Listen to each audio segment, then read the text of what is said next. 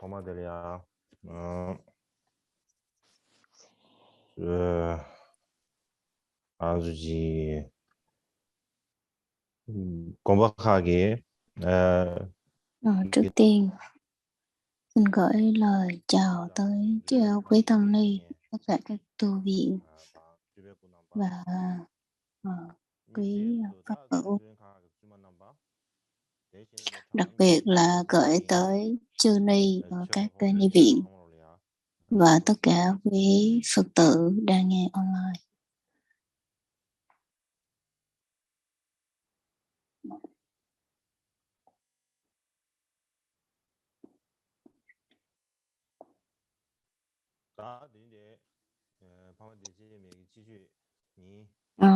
Hôm nay là Pháp hội mùa xuân ngày thứ Bảy.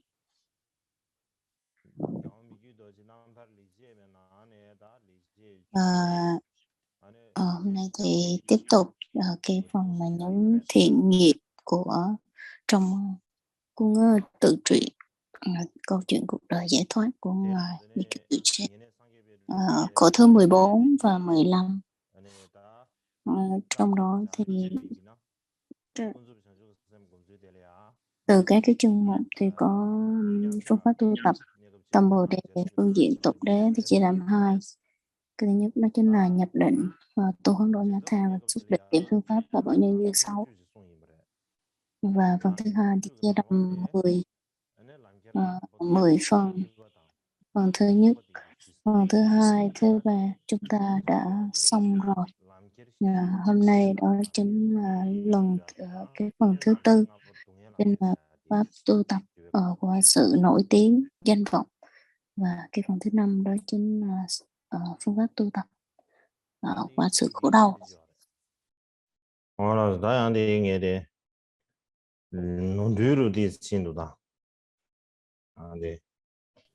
Có một sự nhầm lẫn nào đó.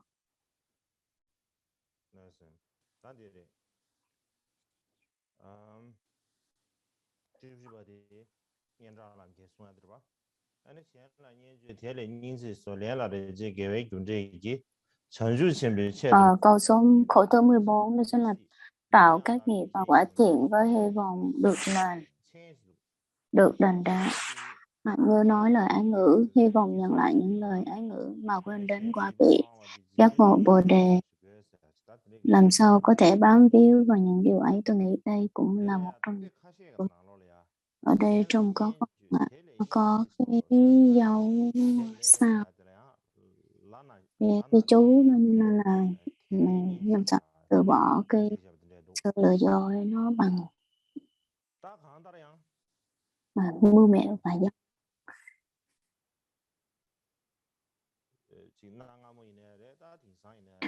Dường như để cho chúng ta thấy một cái ví dụ rất là cực ý. Cái thời đại ngày hôm nay chúng ta thấy những cái hành động đúng đắn và làm theo cái con đường chân chánh,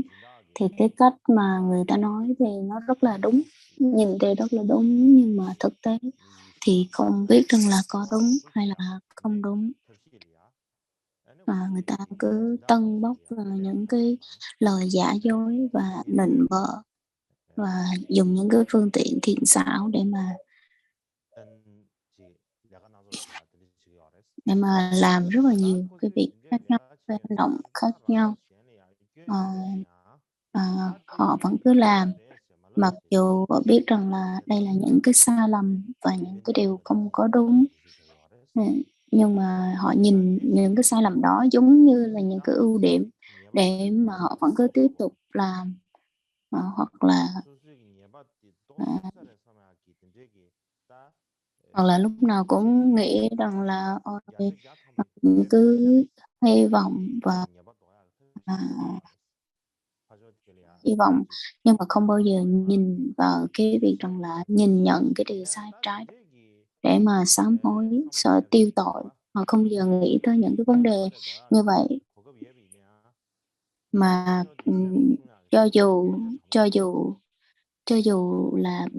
đối phương, cái người đối diện của mình có sai, mình cũng không bao giờ nói ra những cái lỗi của họ, mà còn dùng những cái lời ngon ngọt để mà nịnh bợ họ nữa, bởi vì để lấy lòng họ nữa.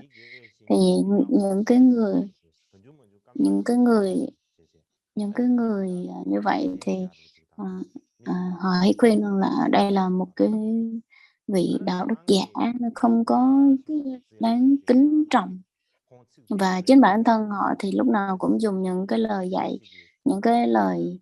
khen của người khác thôi, hy vọng là có sự đáp lại, chứ lúc nào cũng nói những cái lời hoa mỹ thôi, chứ không bao giờ nói lời thật lòng để cho đối phương có cái sự tiến triển về đạo đức hết. Trong cuộc đời thì ở thế giới này, ai mà nếu mà mình dùng những cái lời chế giễu hoặc là dùng những cái lời không hay đối với đối phương thì chắc chắn là không ai thích. Cho nên chính vì vậy mà mình cứ dối lòng mình cứ nói những cái lời khen ngợi đó với người khác, thì để người khác họ cũng khen ngợi lại mình như vậy. Mục đích là để ủng hộ cái sự cái danh tiếng của qua lại thôi.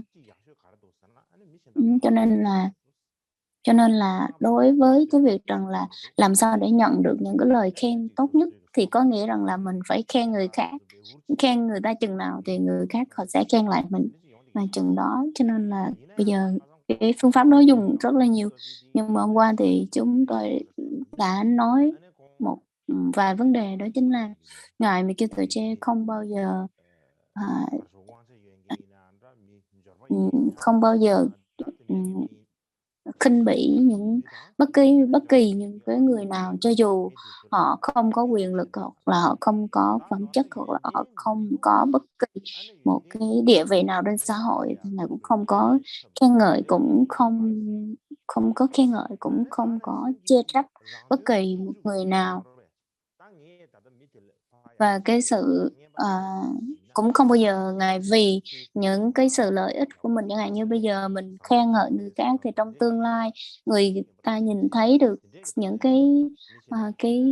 sự việc làm tốt của mình, để mà sau này người ta có thể khen ngợi hoặc là theo mình. Thì nói tóm lại là ngài không bao giờ không bao giờ không bao giờ làm bất kỳ việc gì mà mong được người khác đáp trả, và cũng không bao giờ tỏ một cái thái độ là đạo đức giả đối với người khác. Cũng không vì cái việc rằng là lợi ích cho đời này được nhiều danh tiếng, nổi tiếng, hoặc là để cho mọi người cung kính mình mà hành động như vậy. Cũng không vì một cái tâm giả dối, một cái tâm lừa đảo mọi người. Ngài thấy những cái điều như vậy là ngài thường rất là nói là những cái điều như vậy nó không có ý nghĩa gì hết, nó không có tinh túy cốt lõi gì hết. Bình thường thì chúng ta nghĩ rằng những cái điều thiện không có đúng lý lẽ đó.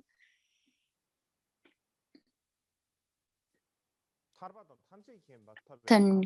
cứ nghĩ rằng là đó là cái lời đó là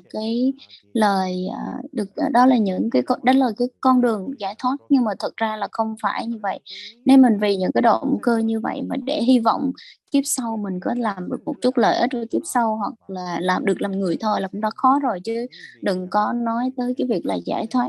Cho nên là bởi vì họ làm bất kỳ điều gì cũng vì cái lợi ích của cái đời này, cái danh vọng cho đời này thôi, cho nên là làm sao nó có thể ảnh hưởng và có thể chín mùi cái quả báo đó vào kiếp sau được. Cho nên đó là cái điều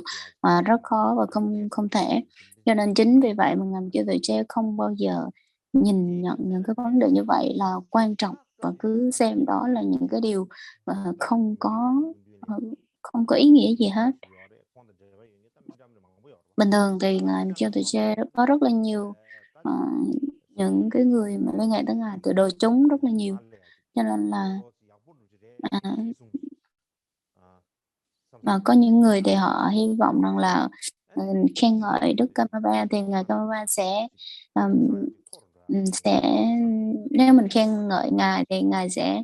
được, cái địa vị của mình sẽ cao hơn một chút và được nhiều người đáp trả lại. Nhưng mà khi mà người ta làm như vậy mà ngài Nikitoje tỏ ra có thái độ rất là bàng quan, không có quan tâm gì tới họ, thì họ lại sân si khởi cái tâm ý ác, khởi cái tâm không có tốt lên. Nhưng mà họ khởi cái tâm ác đó như thế nào, nhưng mà ngài cũng không có quan tâm tới.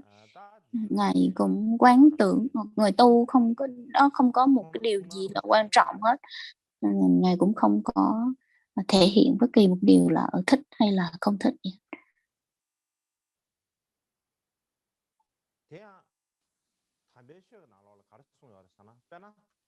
Trong giáo lý của Đức Phật thường hay nói rằng là trong ba cái cõi thì cách mà tu thiền định từ cái cõi này di chuyển lên cái cõi kia được rồi tái sinh về cái cõi kia, thì cái cõi thấp hơn đó chính là dục giới. Từ dục giới mà tu thiền để mà được sinh lên cái cõi sắc giới và vô sắc giới. Thì khi mà người ta sắp đoạn bỏ tất cả những cái chướng ngại ở cái cõi dục này để mà được sinh về cái cõi cao hơn, thì chắc chắn lúc đó ma vương, ma quân sẽ xuất hiện để mà thử thách, làm hại các vị này rất là nhiều. Nhưng mà đối với những cái vị tu như thế này thì họ sẽ tu thiền. Những vị Bồ Tát này tu thiền và không bao giờ khởi lên cái tâm là làm hại họ. Thì đó, trong những cái lời Phật dạy. Nếu như vậy thì trong cái phạm vi của những cái hạng người bình thường tu thiền là đã phải khởi cái tâm ý như vậy rồi, cho nên huống gì tới các vị Bồ Tát. Và các vị Bồ Tát họ tu về địa vị Phật, tu được, mong được đạt được giải thoát giác ngộ, thì chắc chắn là cái tâm Bồ Đề họ phát khởi còn mạnh hơn như thế. Thì trong cái sự mà họ làm hại, tổn hại mình trong lúc mình tu tập thì chắc chắn rằng là nó cũng có một cái chút gì đó sẽ làm tổn hại tới những cái chúng sanh sau ấy. Nhưng mà trong những cái trường hợp như thế này càng phải sinh tâm từ bi và tu cái tâm từ bi, từ bi cả cái tâm đại từ và cái tâm đại bi. Vì vậy khi mà tất cả mọi người, tất cả chúng ta ai cũng có thể suy nghĩ về những cái trường hợp như thế này, cái hoàn cảnh như thế này. Và trong cái cuộc sống đời thường, chúng ta đang chìm trong đau khổ và đang cứ nghĩ rằng là mình đang đau khổ thực sự, và cái an lạc nó rất là giả tạo. Nhưng mà lúc nào mình cũng nghĩ rằng là ôi đây là cái sự an lạc thật sự hết, và lúc nào cũng nghĩ rằng là tất cả mọi thứ mình có đó nó rất là thật và nó rất là đúng nghĩa. Mình cứ nghĩ như vậy thôi, nhưng mà mình không có nhận diện ra được rằng là tất cả mọi thứ trên đời mình đang có, nó là bản chất của nó là khổ đau. Cho nên khi mà cái bản chất của khổ đau nó xuất hiện, thì nếu như mà người khác khen mình hoặc là chê mình thì mình cứ nghĩ rằng là những cái điều đó không tốt. Nhưng mà nếu mình suy nghĩ kỹ thì những cái trường hợp như vậy mình cần phải phát khởi cái tâm đại từ đại bi, chứ không nên sân si đối với người khác. Khi mình suy nghĩ như vậy thì ngài mà kêu tuổi trẻ đã quán xét và không bao giờ dù trong bất kỳ trong những cái buổi thuyết hoặc là những cái lời nói như thế nào, ngài cũng luôn tỏ ra một cái thái độ rất là từ ái và là luôn là lợi ích cho người khác, chứ không bao giờ ngài nói chuyện tầm phào hoặc là không bao giờ nói chuyện vô nghĩa, hoặc là có những người tỏ ra một cái thái độ khó khăn, xin ngài những cái lời khuyên như thế nào thì ngài luôn tỏ ra một cái cái sự vi diệu và những cái lời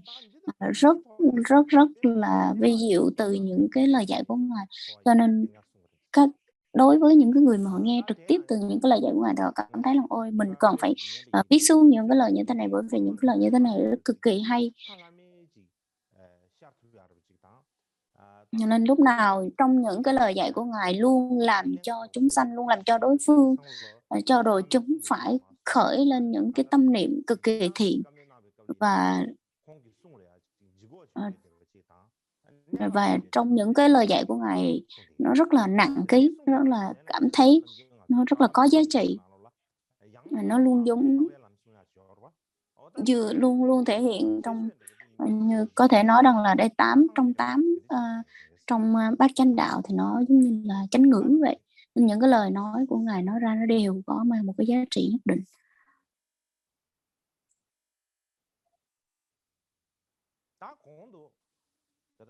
Trước đó thì đã nói tới cái khổ thứ 14, và trong cái khổ này nó quan trọng đó chính là cái gì? Đó chính là khi mà mình làm bất kỳ một việc gì thì cũng không khởi cái tâm mong cầu. Và trong này dường như có 3 cái điểm chính quan trọng, được chia làm 3 cái phần rất quan trọng mình cần phải nắm bắt. Đó là nếu như mà người khác khen, nếu như người khác khen mình thì mình cũng không có tự cao tự đại. Hoặc là người khác khen mình thì cũng đừng có vì làm cho người khác hài lòng mà tỏ ra cái thái độ vui vẻ. Nhưng mình hay cứ hay up những cái bài cái bài trên Facebook để mà cũng hy vọng là người khác sẽ like, hoặc là mình sẽ gửi những cái thái độ tốt ở trên Facebook chẳng hạn. Nếu như mà mình so sánh cái thời đại trước với cái thời đại mình đang sống thì bây giờ là một trong những cái thời kỳ, những cơ hội tốt để mà mình có thể tu tập. Và nói tóm lại thì nếu như mà đừng nói tóm lại thì cũng đừng có vì rằng là người khác sẽ khen ngợi mình mà mình lấy cái tâm khen ngợi đó mình đi khen ngợi người khác để mong cầu người ta đáp lại, thì không nên làm như vậy. Hoặc là mặt khác thì khi mà mình làm những cái việc gì tốt thì cũng đừng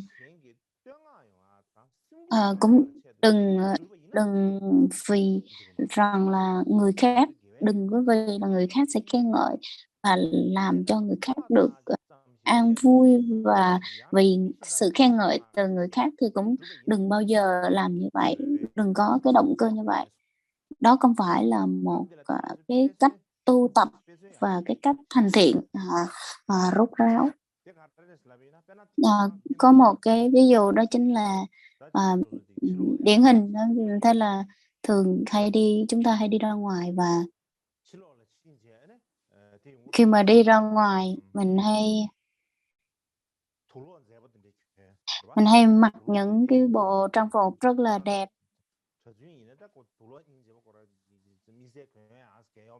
Bình thường thì từ người tu thì không có những cái bộ đồ đẹp hay xấu gì, nhưng mà đối với người khác thì người cư sĩ thì mình thấy là mặc những bộ đồ thật là đẹp, và chụp hình cũng phải xem cái góc nào chụp đẹp, cái góc nào chụp xấu, phải coi bên phải bên phải hoặc là bên trái hoặc là từ dưới ở trên nhìn nó như thế nào. Họ di chuyển đủ thứ góc cạnh để mà có những cái tấm hình đẹp, và trong những cái tấm hình đó lúc nào cũng phải làm cho cái chỉnh sửa làm sao cho mình phải đẹp, chân phải dài, rồi cái khuôn mặt cũng phải nhỏ nhỏ chứ không có được quá mập như vậy. Mình đã dùng những cái phương pháp, rất là nhiều phương pháp để có những cái chụp được những cái tấm hình đẹp. Và sau khi chụp như vậy xong rồi cái tâm mình vẫn chưa cảm thấy thỏa mãn, mà mình phải dùng những cái app mà chỉnh sửa hình ảnh để bỏ cái hình đó vào, xong rồi sửa, rồi chỉnh sửa da mà đen quá thì chỉnh chữa cho nó sáng lên hoặc trắng lên. Nên người mà mập quá thì chỉnh làm sao cho nó ốm lại bớt. Người ta làm đủ thứ, mọi cái phương pháp để cho đẹp. và nó phải tốn tới vài phút như vậy để có được một tấm hình đẹp, và sau đó rồi mới bắt đầu up lên trên mạng internet. Và trong lòng mình vẫn cứ hy vọng là ôi mình đã up một cái tấm hình rất là đẹp để mà coi xem mà mọi người như thế nào, và mọi người cho cái like cũng giống như là những cái tỏ ra những cái thái độ như thế nào, những cái lượt thích được bao nhiêu. Và đó đó chính là cái kiểu là khi mà mình coi trên hình ảnh thôi, chứ còn khi mà gặp thực tế trực tiếp thì dường như không nhận ra nhau, bởi vì rằng là nhìn ở ngoài thực tế thì đâu có đẹp như ở trong cái lúc mà mình up lên mạng đâu.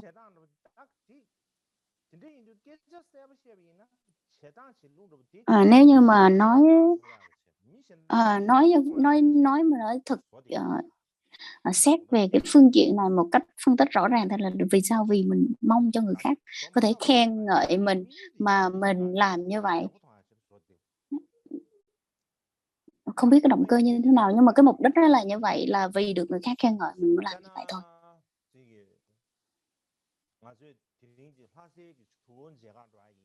Và ví dụ khác hôm nay có một người phụ nữ đi tới cái vùng ở Tây Tạng, có một người phụ nữ đi tới Chùa Căng ở Lhasa, hoặc là đi đảnh lễ một vị thầy, hoặc là một bà cụ già đi đi đảnh lễ một cái địa điểm tâm linh nào đó, hoặc là mình đi tới một cái hang động ẩn cư ở trên ngọn núi đá, thì những cái lúc như vậy mình mặc đồ mới, nhưng lúc đó chúng ta càng mặc đồ mới và mặc phải trang nghiêm. Vì lý do gì? Những cái lúc như vậy thì vì sao? Là vì lý do là ôi hôm nay mình đi đảnh lễ cái tượng chùa, hoặc là những vị thầy của mình lâu rồi mình chưa có được đảnh lễ, hoặc là trong những cái trường hợp như thế này thì đó là cái sự mình khởi lên cái niềm tin và cái sự sùng kính, thì mình mới mặc lên những cái bộ đồ như vậy, những cái bộ đồ đẹp như vậy, chứ không phải là vì cái lý do rằng là vì người khác khen ngợi mình hay này kia. Không phải như vậy, cho nên nó có những cái trường hợp khác biệt mình cần phải nhận diện. Một trường hợp khác đó chính là bình thường chúng ta có những cái buổi tiệc tùng này kia, hoặc là những cái buổi gala, thì những cái buổi lễ và tiệc hoặc là gala đó, thì ví dụ như một cái đám cưới, hoặc là cái lễ trao giải, hoặc là một cái sự kiện lớn nào đó, thì nếu mình đi dự vào những cái lễ như vậy thì phải nhìn xem cái sự ảnh hưởng của cái lễ đó nó lớn nó nhỏ, mà mình mặc những cái bộ đồ nó phải đúng với nó vừa tầm với cái lễ đó chẳng hạn, chứ đâu phải mình lúc nào mình cũng mặc cái đồ giống như trẻ mồ côi, hoặc là giống như những người đi ăn xin, hoặc những người nghèo khổ như vậy thì đâu có được. Cho nên là nhìn vào những cái trường hợp và tùy theo những cái hoàn cảnh như vậy mình phải mặc những cái bộ đồ đàng hoàng một tí. Những cái vấn đề như vậy, những cái trường hợp như vậy mình không có bàn, hoặc là mình trong cái lúc mình đi từ thiện, hoặc là trong cái lúc mà đi bố thí, đi cho cơm, thì chẳng lẽ lúc đó mình đi gặp những cái người rất là cũng nghèo khổ, không có lúc đó mình mặc đồ thiệt là đẹp và mình trang điểm thật là đẹp, thì như vậy thì không có hợp lý. Lúc đó thì mình vì lý do sao như vậy, lý do vì sao mình lại hành động như vậy là vì sao mình sẽ chụp được những tấm hình đẹp để mà mình có thể đưa lên mạng. Đây là những cái ví dụ mà biểu trưng, đặc trưng để mà thể hiện lên cái tâm của mình thôi. Nên có rất là nhiều cái trường hợp khác nhau và rất là nhiều cái ví dụ khác nhau. Nhưng mà ở đây mình không có nói nhiều thường ví dụ trong thời này thì có rất là nhiều diễn viên điện ảnh hoặc là những ca sĩ ờ, thì các cái vị này làm từ thiện rất là nhiều, làm từ thiện rất là nhiều, chẳng như bố thí hoặc là cho giúp đỡ những cái người nghèo. Thì một mặt đó là những vị này có cái tấm lòng rất là lương thiện và lúc nào cũng muốn làm lợi ích cho người khác. Mặt khác thì họ muốn đẹp cho cái hình ảnh của bản thân và luôn được cái sự khen ngợi của người khác. Nhưng mà mình không thể nào mình phủ nhận, mình không thể nào mình nói là không thể xảy ra những cái việc như vậy hết. Nhưng mà đối với những cái khía cạnh Phật giáo, những người mà tu hành Phật giáo, những cái hành giả thì nếu như mà cái sự mà khen ngợi của người khác đối với mình, hoặc là những cái sự mà chế giễu của người khác đối với mình, nếu như mà mình trên cái ngưỡng mà tư duy như vậy để mà mình làm thiện, mình giúp người thì không đúng, thì không được đâu, không nên.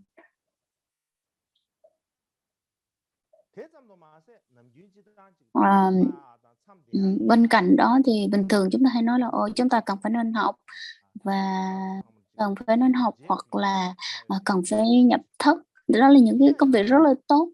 chúng ta cần phải tán thán. Nhưng mà nếu như mà người khác có khen ngợi với mình là nói ôi đây là một cái vị lama rất là chân chánh, đây là những cái công việc rất là làm rất là tốt, tu rất là đúng pháp, hoặc là ôi người này đang học hành rất là tốt, những rất là đáng ngạc nhiên. Hoặc là nói rằng là ôi vị này đã nhập thất biết bao nhiêu năm rồi, hoặc là khen ngợi mình hoài. Nói tóm lại thì nếu như mà mình làm bất kỳ một việc gì tốt mà vì cái lý do là người khác thấy được những cái việc mình làm là tốt, họ khen ngợi vậy làm cho người khác chú ý đến mình, thì vì cái lý do là nhiều người thích mình, nhiều người có thiện cảm đối với mình, thì đó không phải là một cái động cơ tốt. Nếu vì những cái lý do như vậy mà mình làm việc thiện thì nó chẳng có ý nghĩa gì hết, bởi vì rằng là nếu như mà người khác làm những cái việc tốt mà mình đặt cái trường hợp mình vào cái trường hợp của người khác ấy. Ví dụ khi nhỏ tôi còn ở Tây Tạng thì có rất là nhiều người lớn tuổi, họ không có người lớn tuổi, những người ông bà lớn tuổi, họ không có biết chữ, đa số là họ không biết chữ, cho nên là họ không biết tới pháp luôn. Nên nói tới Phật pháp thì họ dường như hoàn toàn không có biết nhiều đâu. Nhưng mà lúc nào cái tâm của họ cũng là trong cả cuộc đời, nếu như mà có thời gian rảnh thì cũng đều là niệm chú Mani và niệm chú, và không có bất kỳ một cái chút thời gian nào để mà lãng phí hết.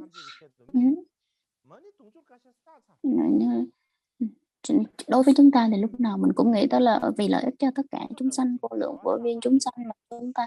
trì tụng. Nếu như mà là cái việc làm lợi ích cho chúng sanh thì phải như những cái người như thế này thì mới đúng. Nếu mình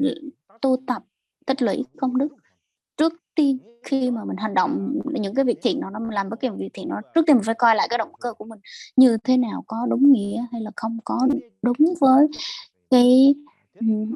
những cái động cơ đầu tiên khi mà mình khởi lên nó như thế nào. Mình cần phải kiểm tra, xem xét rất là kỹ. Nếu như mà vì lợi ích cho người khác hay là vì cho người khác thấy được những cái việc làm của mình là tốt thì mình mới làm. Nếu như mình không có xem xét cái động cơ đó tốt thì mình vô tình mà sai đi cái động cơ nó bị sai đi, thì cứ làm việc tốt, nhưng mà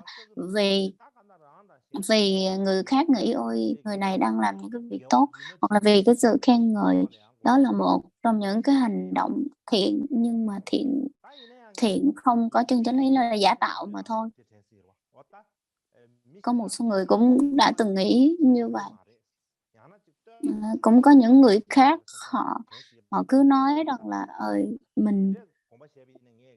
mình ở đây mình không có bác bỏ rằng là tất cả chúng ta cần phải gạt bỏ hết tất cả những cái sự lời khen chê đó, mình không có bác bỏ hoàn toàn. Nhưng mà trong khi trong những các cái vị mà tiền bối ở PKQ họ mới nói rằng là những cái hành động mà thiện của mình, những cái việc làm thiện của mình không phải vì cái sự khen ngợi từ người khác mà mình làm. Nhưng mà khi mà mình làm những cái việc thiện như vậy mà người khác họ tự nhiên họ cảm thấy thán phục những cái hành động, thán phục những cái hành động như mình hoặc là khen ngợi như mình, mà mình tỏ ra một cái thái độ bàng hoàng mà nói ôi tôi không có quan tâm tới cái sự an vui, tôi không có quan tâm tới cái danh tiếng, tôi không có làm bất cái gì là vì như vậy. Mình nói như vậy cũng không đúng đâu, bởi vì rằng là đó là một trong những cái việc của tám pháp thế gian, cho nên đó là một điều rất là tự nhiên. Cho nên là khi mà mình không bác bỏ rằng là người ta khen ngợi đó là xấu, nhưng mà cái cách khen ngợi nó phải có cái điều kiện, cái điều kiện như thế nào thì người khác mới khen ngợi, và nó phải có giới hạn. Chứ nếu như mà mình không có quan trọng những cái điều như vậy, không có biết những cái điều như thế nào là đúng, thì vô tình mình sẽ gọi là hành động không có đúng. Bởi vì trong cuộc đời thì chắc chắn là sẽ có những cái việc tốt thì sẽ có người khen, những việc xấu thì sẽ có người chê, cho nên cái tâm mình lúc nào nó cũng sẽ bị động bởi những cái điều khen chê như vậy.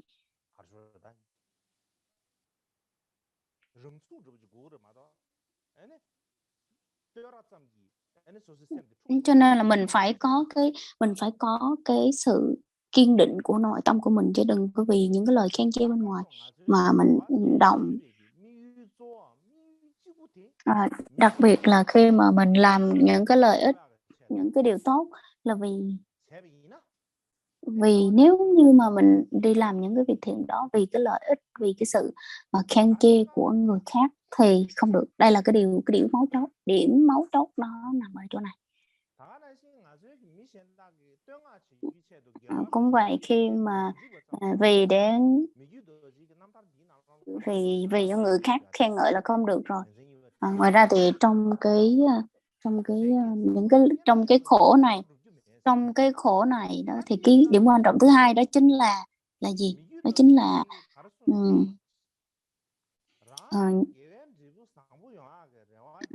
Ngài nói rằng là không phải vì cái việc rằng là người khác khen ngợi mình mà mình làm, không phải như vậy. Cũng không vì cái việc rằng là mình làm để mình được hy vọng mình sẽ được nhận cái quả báo tốt, cũng không đúng. Bình thường thì chúng ta làm bất kỳ một cái điều lành hoặc là cái việc thiện nào,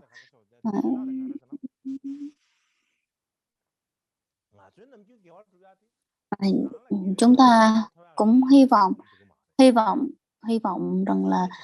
mình làm việc tốt để mình nhận được quả báo tốt, đó là cũng không có đúng. Hoặc là mình hy vọng rằng là chúng ta làm việc tốt để được nhận cái quả báo tốt, đó là cái điều sai. Nhưng mà mình phải làm. Nhưng mà tại sao mình phải làm việc tốt? Nếu không phải vì động cơ đó thì tại sao mình phải làm những cái việc thiện như vậy? Đó chính là vì mình tích lũy phước đức thôi. Nhưng mà khi mà mình cái hành động trực tiếp của cái việc làm việc thiện đó, cái hành động đó, nếu như mà mình quá bám chấp vào cái việc rằng là đây là cái việc làm để mà tôi có mong cầu có cái sự tôn trọng hoặc là sự đền đáp của mọi người, thì chắc chắn rằng là cái quả đó nó sẽ không đến trong cái lúc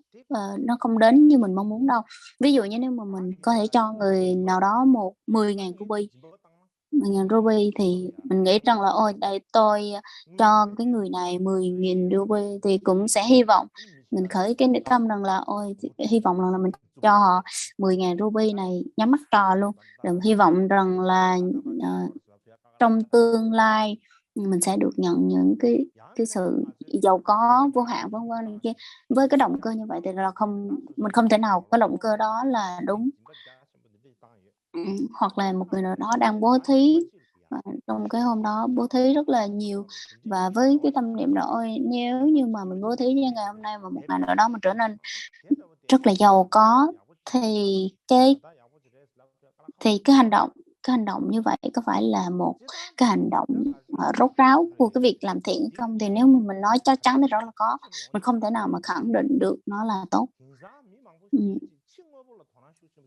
Ngày nay rất là nhiều người mình quan tâm tới cái vật chất bên ngoài rất là nhiều, lúc nào mình cũng hướng bên ngoài, lúc nào cũng quan tâm tới cái việc là vật chất bên ngoài nó phát triển như thế nào, nó làm sao cho mình có thể phát triển hơn, hoặc tốt hơn, có cái cuộc sống tốt hơn. Thì khi mà mình quan tâm tới vật chất bên ngoài quá nhiều thì cái nội tâm, cái giá trị của cái nội tâm nó sẽ mình không có nhìn thấy được cái phẩm chất ở bên trong là nhiều, cho nên rằng là khi mà mình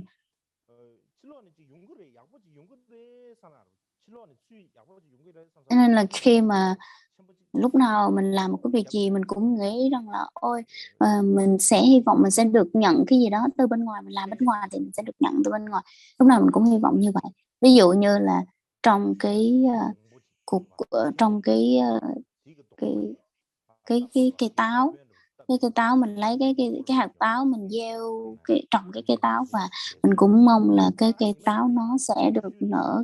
nó sẽ có đơm hoa kết trái, thì một ngày nọ cái cây táo đó nó, nếu lúc nào mình cũng ngồi mình cũng coi tới đó, mình cũng tới mình dòm mình coi nó là ôi chỉ biết bao giờ nó mới có thể đơm hoa kết trái, lúc nào mình cũng nghĩ như vậy hết, mình quá bám chấp vào nó. Thì hoặc là một ngày nọ khi mà cái cây táo này nó lớn lên, và nó lớn lên và mình cứ nghĩ rằng là ôi từ biết bao giờ mình mới có thể ăn được cái trái của cái trái táo của cái cây này. Nếu mà ngày nào mình cũng coi, mình nhìn, mình ngắm, mình coi, mình trông như vậy thì cái sự việc nó sẽ như thế nào. Và bây giờ dường như cái cách mà mình tu tập tích đức, mình làm những cái việc thiện, nó dường như nó đều với cái động cơ như vậy hết, y chang cái hành động mà mình gieo trồng cây táo vậy. Phí cái cây táo, ví dụ như khi mà mình phải hành động cái việc rằng là ôi vì mình thích cái cây táo mà mình trồng cây táo thôi, chứ đừng có phải vì đợi chừng nào mình mới ăn được cái cây táo đó đâu mà mình trồng, hoặc là vì cái lý do là ôi tôi chỉ muốn trồng cái cây táo và tương lai chỉ có một mình tôi hưởng cái cây táo này thôi, để mà và nếu như mà mình trồng cái cây táo đó thì mọi người, nếu mà mình trồng cái cây táo đó ở trong cái vùng đất không phải vùng đất của mình mà vùng đất của người khác, thì nếu như mà mình không trồng cái cây táo đó ở chỗ một của mình thôi, và mình trồng ở ngoài một cái công viên nào đó, thì khi mà cái cây táo đó nó đơm hoa kết trái thì không chỉ một mình được ăn nó, mà cả những cái người khác cũng có thể hưởng những cái quả táo đó. Mình cần phải có cái động cơ như vậy. Nếu như mà mình làm việc thiện thì hãy làm với cái động cơ như vậy. Tôi rất là thích cái ví dụ về cái cây táo như thế này. Thường thường chúng ta làm bất kỳ một cái việc thiện gì cũng lúc nào cũng mong rằng là ôi cái quả nó phải đơm hoa kết trái ngay tức khắc. Nếu mà cái quả mà nó chưa tới đó, thì chưa được sự đền đáp, thì mình cứ nghĩ rằng ôi chắc không có nhân quả, hoặc nhân quả gì không có đúng gì hết, mình hay nói như vậy. Hoặc là ôi không có nhân quả, hoặc nhân quả gì đâu không có chính xác, nhân quả không có đúng với cái mà mình nghĩ. Nếu như mà mình hiểu, mình là một người hiểu đúng nhân và quả, nghiệp quả, thì chắc chắn là mình đã gieo một cái nhân nào đó, thì chắc chắn cái quả nó sẽ đơm hoa kết trái, mình sẽ biết được chắc chắn một ngày nào đó nó sẽ chín mùi, nó sẽ xuất hiện. Cũng giống chẳng khác nào như hồi nãy tôi đã ví dụ về ví dụ về trồng cái cây táo, mà lúc nào mình cũng ngồi mình ngắm, mình coi thử xem là biết bao giờ mình mới có thể ăn được, hoặc là nếu như mà mình nghĩ như vậy thì rằng là à, mình hành động mình làm việc thiện, mình làm phước, mà mình cứ mong rằng là ôi một ngày nào đó người đó sẽ làm lại, báo đáp lại cái ân đức của mình, thì đó không phải là một cái hành động thiện, đó không phải là một cái việc thiện đâu. Đây là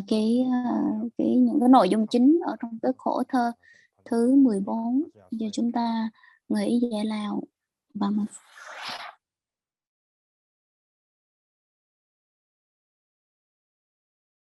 다시 한번 야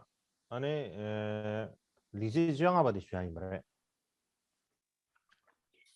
tiếp theo đó là khổ thơ 15.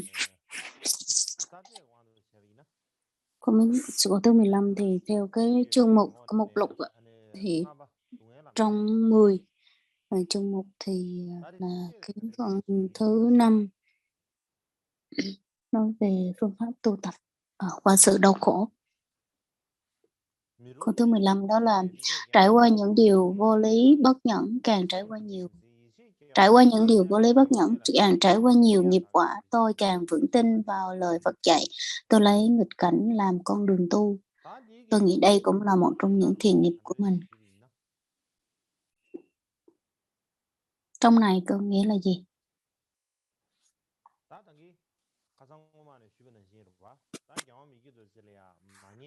Như hôm trước chúng ta đã có nói rất là nhiều là ngài Mikitoche không bao giờ nói những cái lời làm tổn hại tới người khác, cũng không lừa dối người khác, cũng không có nói những cái lời cáo buộc vô căn cứ, hoặc là người khác làm những cái điều xấu đối với ngài, chẳng hạn như vu khống ngài và tạo rất là nhiều cái chướng duyên đối với cái cuộc đời của ngài. Nhưng mà lúc nào tâm niệm của ngài cũng nói rằng là ôi đây tôi là một trong những tôi là một người tiếp nối của Kamava, và tôi luôn thởi cái tâm thành kính tin tưởng vào Tam Bảo, làm một việc gì tôi cũng đều nghĩ tới Tam Bảo và nghĩ tới người khác, nên bất kỳ những cái việc gì tôi làm đều là tốt. Thì tại sao cái cuộc đời của mình nó cũng bị rất là nhiều chướng ngại và những người khác làm tổn hại đến mình? Ngài không bao giờ nghĩ như vậy, cũng không bao giờ nói như vậy luôn.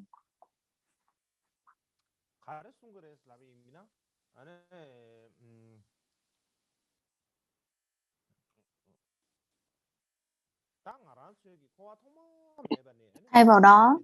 ngài khởi lên cái ý nghĩ rằng là bình thường từ cái thời mà vô thủy cho tới bây giờ chúng ta đã tạo ra rất là nhiều cái nghiệp xấu ác, cho nên rằng là mình đã gây cho người khác rất là nhiều cái đau khổ, cho nên cái quả mà mình nhận ngày hôm nay đó chính là cái sự cái quả báo cũng như cái sự chín mùi của những cái hành động từ trước đó. Và chính vì mình không có biết đó là nghiệp quả, tuy là mình không biết đó là nghiệp quả, nhưng mà qua những cái lời dạy của Đức Phật, trên những tiếp xúc với những cái lời dạy của Đức Phật, thì đó chính là nghiệp quả của mình. Cho nên nếu như mà ai là những người theo Phật và tin vào những cái lời dạy của Phật, thì đó là mình còn phải tin vào nghiệp quả. Còn nếu như mà các vị không tin vào lời Phật dạy thì rằng là đó là cái việc của các vị. Còn những cái điều như vậy tôi không có xen vào và cũng không nói. Đặc biệt là nếu như mà một người hành pháp thực sự, nếu như mình là một người hành pháp thực sự, thì lần là dù cho mình có đau khổ hoặc là bị những cái bệnh tật hoặc là những cái nghịch duyên, thì đối với những người này không phải là những cái nghịch duyên đâu, mà đó là những cái thuận duyên, đó là những cái thuận duyên của họ. Bởi vì nương vào những cái đó, những cái nghịch duyên như vậy mà họ mới có cơ hội tu tập thực hành pháp và thực hành những cái nhẫn nhục. Thì đối với cái người này nó là một cái thuận duyên chứ không phải là nghịch duyên. Những cái điều như vậy mình thấy rất là nhiều trên trước mắt của mình. Ví dụ như là ở Tây Tạng,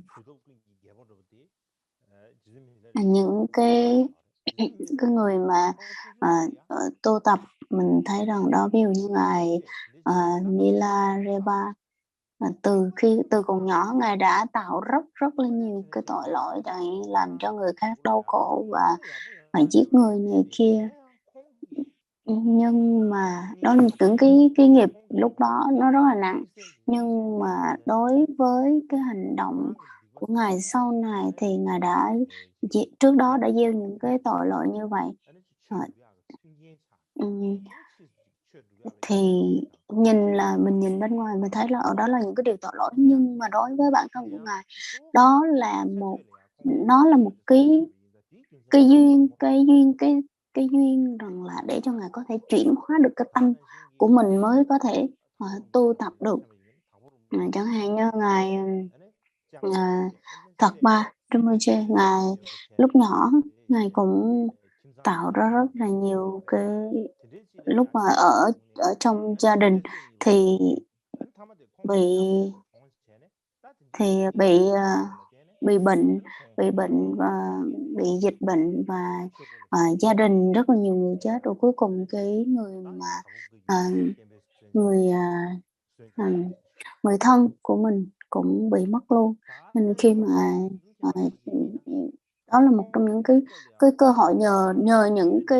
cái đối diện với những cái nghịch cảnh như vậy mà ngài mới phát cái tâm tu tập. Chẳng hạn và một người khác, lúc mà ngài lúc còn nhỏ thì cái vị đó cũng có người bạn gái, và khi mà cái người bạn gái này bỏ đi theo cái người khác thì bỏ đi theo người khác và làm mọi cách để mà kiếm cái sự làm hại tới cái người nữ đó, và cuối cùng thì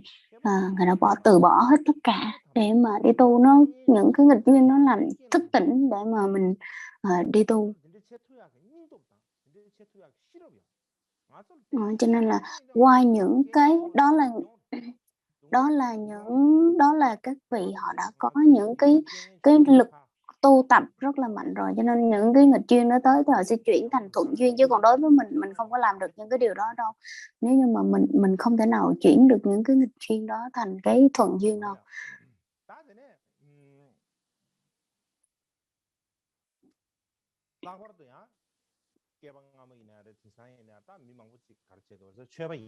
Đặc biệt là khi mà những cái nghiệp xấu của mình những ác nghiệp mình đã tạo, và khi mà mình tạo những nghiệp ác, vừa qua những cái nghiệp đó mình thấy những cái khổ như vậy, để mà khởi cái phát cái tâm tu tập,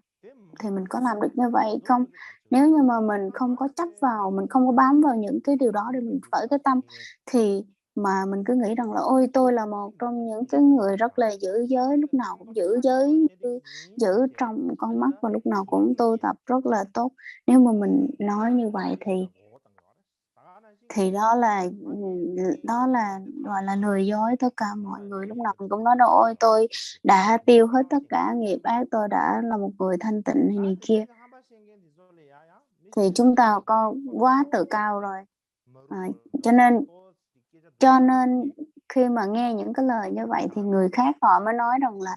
ôi có thể là người này không có thể là người này quá tự cao, hoặc là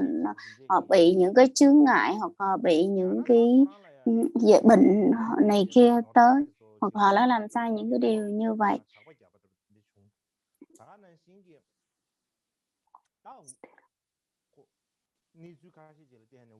hoặc là một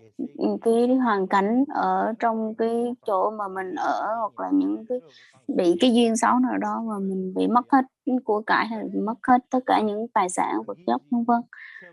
thì ờ, thì giống như hồi nãy, thì đối với những cái người mà hồi nãy mình nói là những người đó thanh tịnh ấy, thì họ sẽ nghĩ là ôi, tôi đã làm những cái việc rất là tốt và tôi thanh tịnh, và những cái người khác họ làm cho tôi xấu, làm cho tôi xấu nên những cái danh tiếng của mình bị mất đi này kia vân vân, như vậy thì ôi thôi mình chết đi thì nó tốt hơn. Mình hay nghĩ xấu tới như vậy. Mà nói tóm lại rằng là đối với những cái người như vậy thì họ chỉ vì cái cuộc đời này, họ chỉ vì cái tên, cái danh, rồi cái quyền lực ở cái đời này thôi. Nếu như mà mình khởi lên những cái nghi ngờ đối với những cái sự việc diễn ra như vậy, hoặc là mình khởi cái tâm tham đắm vào những cái sự việc là như vậy, hoặc là vì những cái sự lợi ích cho tới bây giờ, thì nó rất là đau khổ, và mình cứ sống trong khó khăn và mình sống trong cái sự đau khổ hết. Và đây là cái điều rất là ngược lại đối với những cái lời dạy của Ngài Mikyotoche. Ngài Mikyotoche, Ngài dạy rằng là tất cả chúng sanh đều là đồng nhất. Vì sao? Vì rằng là tất cả chúng ta đều bị chi phối bởi nghiệp và phiền não, cho nên là mình cứ ở trong cái thế giới của mình cứ làm hại lẫn nhau, chứ không bao giờ quan tâm tới cái việc rằng là làm như thế nào để có cái lợi ích cho nhau hết. Và để vì cái lợi ích của mình mà mình cứ lúc nào mình cũng luôn làm tổn hại tới người khác. Cho nên đối với những cái người đó họ hành động như vậy thì ví dụ như là một cái người mà một bệnh nhân ung thư, bệnh ung thư họ rất là nặng, và cái vị bác sĩ mới nói rằng là thôi, bác sĩ mới nói thôi, bây giờ không có trị cho cái bệnh nhân nữa, thôi cứ kệ đi, cho ông đau gì ông đau. Thì là đối với cái bệnh nhân đó họ cực kỳ rất là đau khổ. Cho nên là nếu như mà chúng sanh, một người giống như những cái chúng sanh đang bị chi phối và bị chi phối bởi nghiệp và phiền não, thì họ rất là đau khổ, giống y chang như cái người mà bệnh nhân bị bác sĩ bỏ lơ, không có quan tâm tới vậy. Cho nên đối với Ngài Mikyotoche, Ngài rất là thương những cái người chúng sanh như thế này một cách vô tận, vô cùng tận. Và làm như thế nào, cái dấu hiệu gì để mà mình thấy được rằng là Mikyotoche đã thương những cái người này một cách vô cùng tận. Hôm trước mình nói đó là Ngài sống thọ khoảng 48 tuổi thôi, nhưng so với cái thời đại bây giờ thì Ngài rất là trẻ, rất là ít tuổi. Và cái lúc mà Ngài còn sống, Ngài bị bệnh rất là nhiều. Bệnh như thế nào thì ở đây tôi không biết, nhưng mà bệnh rất là nhiều, và cái thân thể phải chịu đựng rất là nhiều cái đau khổ, đau đớn. Mà khi mà chịu những cái đau khổ như vậy thì Ngài nói nghĩ như thế nào, có nghĩa là khi mà mình chịu nhận những cái đau khổ như thế này, đó là cái kết quả của cái việc từ vô thủy luân hồi. Mình đã tạo ra rất là nhiều cái nghiệp ác, và chính vì cái động cơ, cái khởi cái tâm như thế này mà bao nhiêu cái nghiệp báo xảy ra đối với Ngài. Ngài đối diện, Ngài thực hành, và Ngài quan tâm tới nó một cách rất là mạnh mẽ, nhiều hơn, quan tâm nhiều hơn. Thì qua cái hành động cái động cơ như vậy, cái hành động như vậy, thì mình thấy rằng là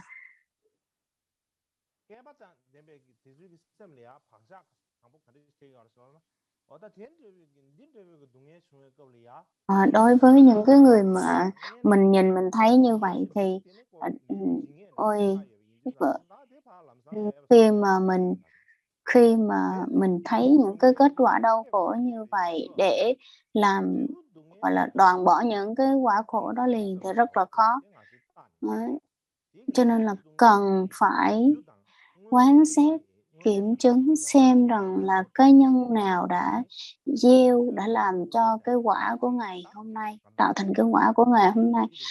Cho nên là nếu như mà mình là một con người thực sự thì cần phải nhìn nhận như vậy và làm sao có thể đoạn bỏ được những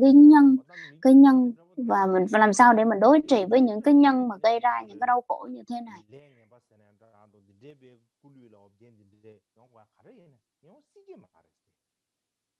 Chứ cũng đừng có hỏi rằng là tại sao tôi làm việc tốt mà cứ bị những cái quả báo xấu ác như thế này thế kia.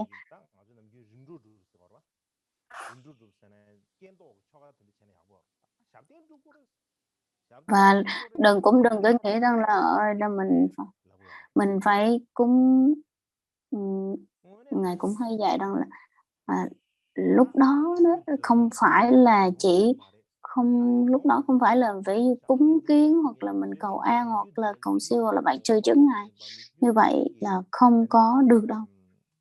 Mặc dù đối với Ngài, mình Chúa Trời Ngài nói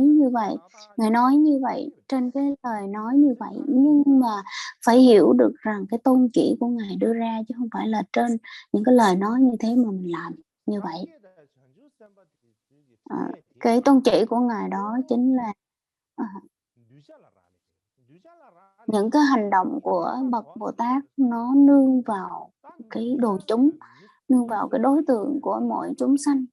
Cho nên là đối với mỗi chúng sanh nó đều có cái chướng ngại và cái khó khăn khác nhau, lớn nhỏ khác nhau, không có đồng nhất. Cho nên chính vì vậy mà mỗi người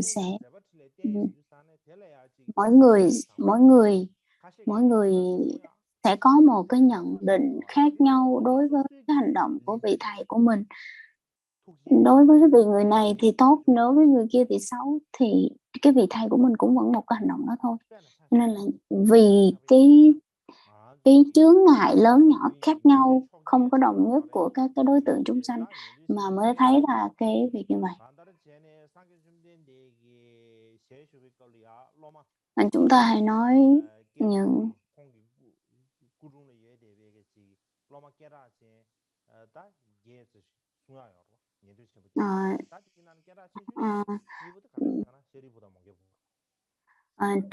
trong cái thời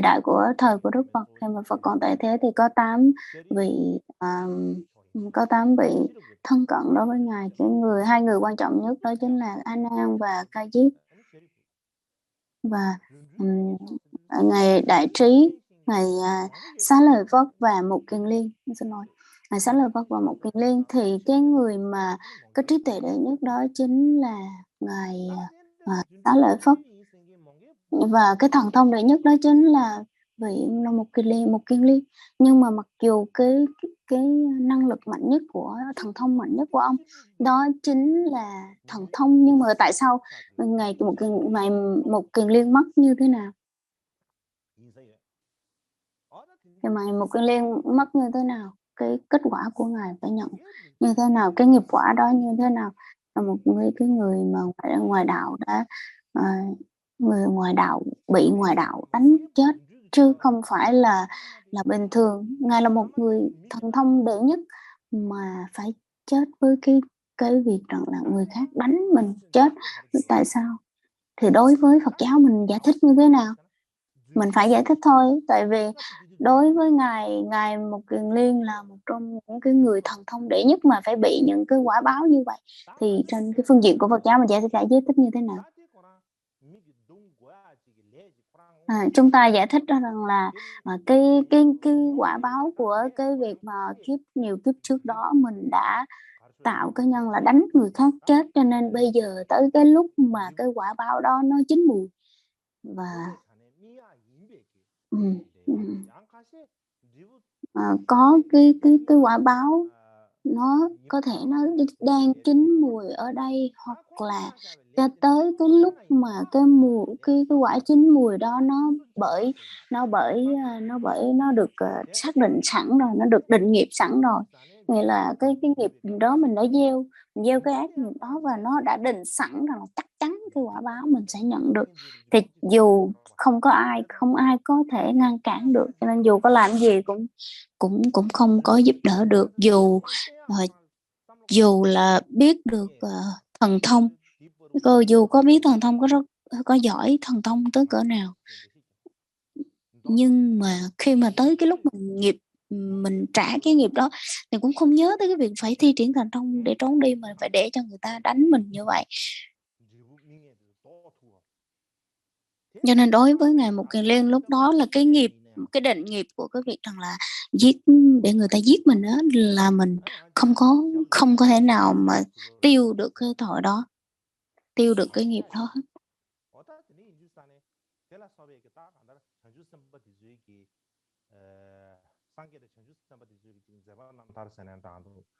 Khi mà đọc trong cái tiểu sử của các vị Bồ Tát và các bậc Tôn Túc, mình ta rằng là mình có cái cách nhìn khác nhau rất là nhiều về những cái nghiệp quả và nghiệp báo như thế nào. Cái thời đại của Đức Phật, cái thời kỳ mà Đức Phật còn tại thế, thì có rất là nhiều người cũng nhìn Đức Phật với một cái phương diện rất là tốt, cũng có những người nhìn Đức Phật với cái phương diện rất là xấu. Đặc biệt là ngoại đạo, họ đâu có nhìn Đức Phật tốt đâu. Cho nên là đối với chúng ta mà chúng ta còn nghĩ tới nếu mà tất cả mọi người đều nghĩ mình tốt là mình quá tham lam rồi, mình có tham lam quá háo thắng rồi. Cho nên là mỗi người đều có một cái chủng tử, gieo những cái chủng tử khác nhau. Có những người gieo chủng tử rất là sâu dày, còn có những người gieo cái chủng tử rất là cạn. Cho nên chính vì vậy nó có những cái cách nhìn nó khác nhau. Cái tiếp theo đó chính là cái ý chính ở trong cái khổ thứ 15 này là cái gì? Nếu mà chia ra làm 5 cái ý chính.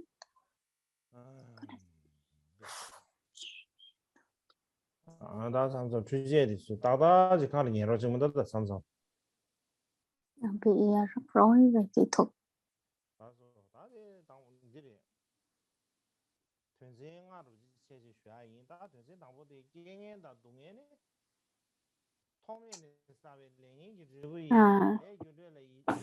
Cái thứ nhất đó chính là những cái nghịch cảnh và khổ đau là kết quả của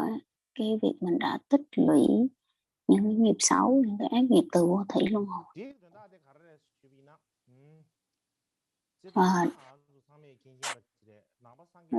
Đây nói về cái gì bình thường thì chúng ta thấy được rằng là biết rằng là đối với cái giáo lý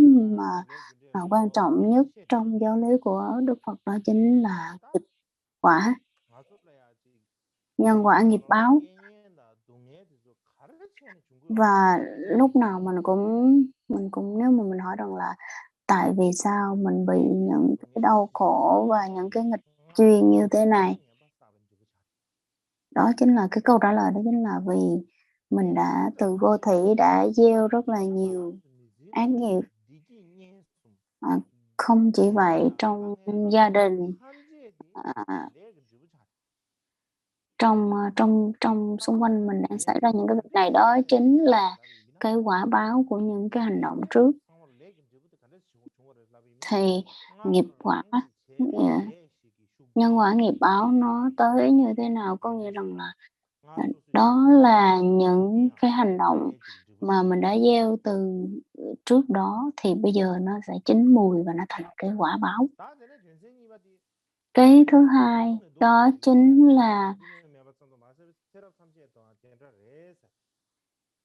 có nghĩa là từ cuộc sống này thì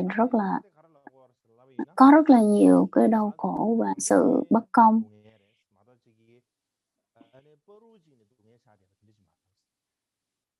Chứ không phải là cái việc rằng tự nhiên đau khổ nó sẽ xuất hiện ở khúc giữa, hoặc là nó không có sự công bằng, không đúng. Cho nên rằng là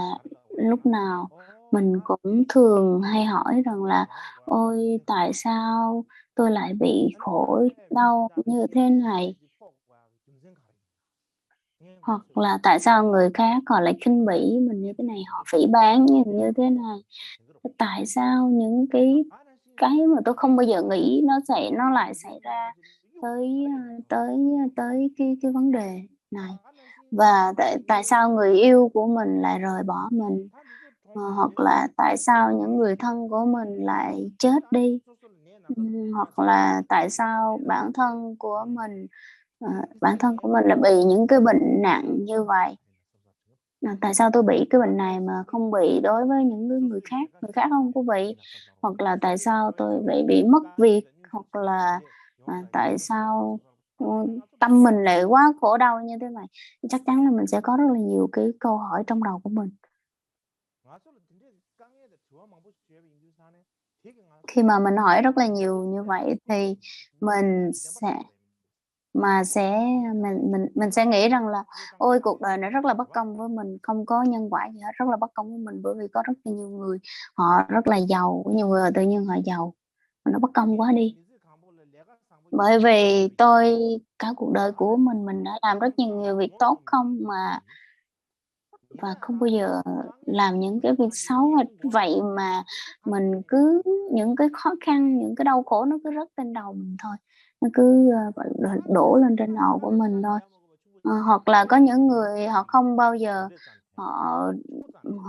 họ chịu khó, họ làm việc và họ rất là giàu. Còn tôi thì cả đời làm lụng vất vả và rất là chăm chỉ, mà tại sao tôi vẫn nghèo hoặc là không có tiền như thế này.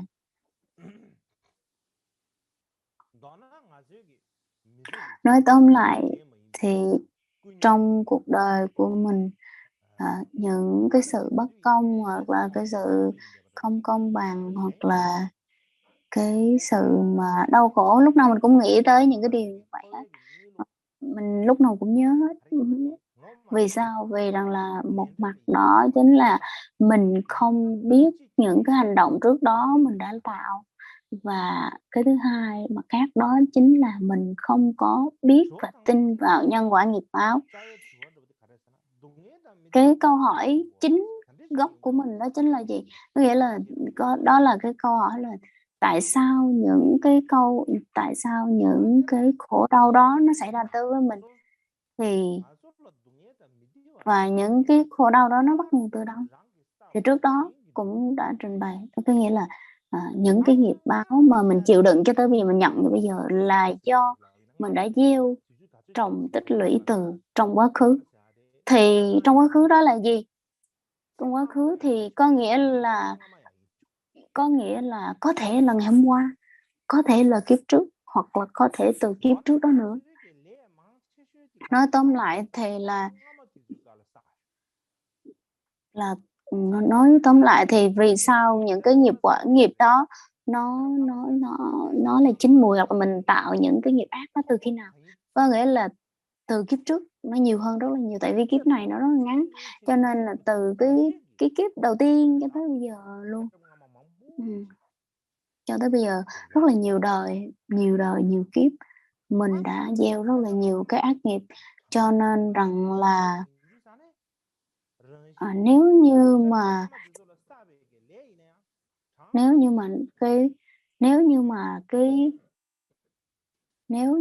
cái nghiệp, cái đời của mình có thể, kiếp trước của mình có thể tính được bằng con số đó, thì những cái ác nghiệp mà mình đã gieo, nó đã gieo như vậy thì nó còn không có tính được luôn. Các vị có nghe cái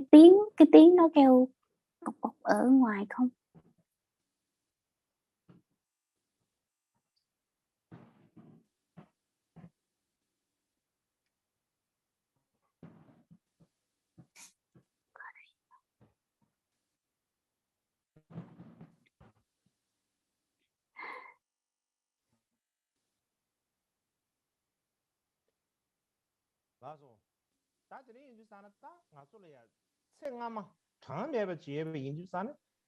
Cho nên là mặc dù kiếp trước nó có số lượng bao nhiêu cái kiếp đó thì cái nghiệp của mình nó là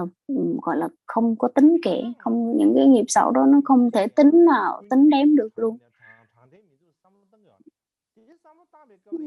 Bây giờ mình phải nghĩ rằng là ôi những cái kiếp, những cái điều ác nghiệp đó mình đã tích lũy vô số rồi, thì những cái, nếu như mà mình nghĩ một cách tích cực, mình nghĩ tốt thì rằng là ôi từ nhiều kiếp trước mình đã gieo rất là nhiều cái tội lỗi trong vô lượng vô kiếp về trước như vậy, thì bây giờ nó xảy ra những cái điều bất công như thế này thì chắc chắn là cái điều không thể, và nó rất là đúng với nhân quả chứ không phải là không có gì là bất công ở đây hết. Nên mình nói rằng là ôi không có cái nhân quả hay là không có những cái đúng nghĩa gì, nhân quả nó không có công bằng gì hết trơn. Cho nên là nếu mình nghĩ trong cái đời này không thì mình nghĩ đó là nhân quả không công bằng thì cũng có lý, nhưng mà đối với những cái kiếp trước á, tính từ cái vô thủy kiếp về trước mình đã gieo biết bao nhiêu nghiệp ác rồi, nên bây giờ nó sẽ chín mùi, cũng có thể nó chín mùi vào cái kiếp này. Cái vấn đề thứ ba đó chính là